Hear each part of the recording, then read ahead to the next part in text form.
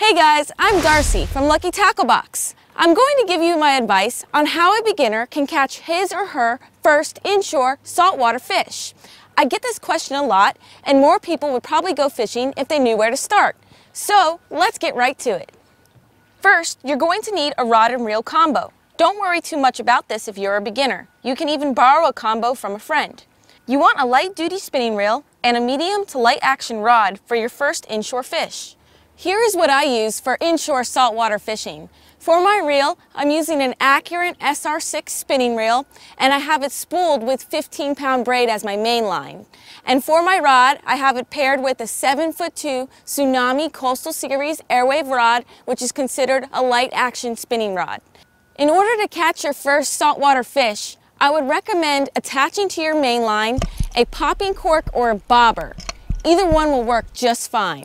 And then to attach to the other side of your bobber or popping cork, you're going to want to attach your leader. And I would recommend starting off with a 20-pound leader as your leader.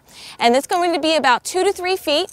And at the end of your leader, you're going to have a small hook attached. I would recommend a 1 to 2-aught circle or J hook to start off with. And you would attach your live or dead shrimp to that hook. With this rig, you can catch a variety of different game fish. In the south, you can catch everything from tarpon to snook to ladyfish to sheep's head to jack crevalles. And up north, you can catch bluefish and flounder all day. I'm going to show you how to rig your shrimp. And for demonstration purposes, I'm going to be using an artificial shrimp, but for beginners, I would recommend using live or dead shrimp. So the easiest way to rig them for basic casting and drift fishing is basically to take your hook and run it crosswise through the back of the tail like this, so the shrimp is facing up towards you, and stick it through.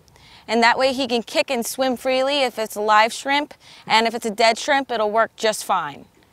You can also take this out and rig it through the center, so you would keep your shrimp upright and run your hook through the bottom and bring it up through the top. So you have two different methods to run it through the tail, and you can catch fish using either method. The big issue is where you're going to fish.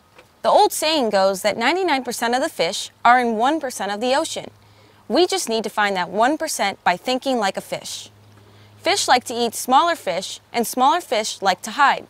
So generally, we are going to want to cast and drop our baits around structure that fish can hide around, such as docks and seawalls, pylons, bridges, inlets, and even around points and curves in the landscape.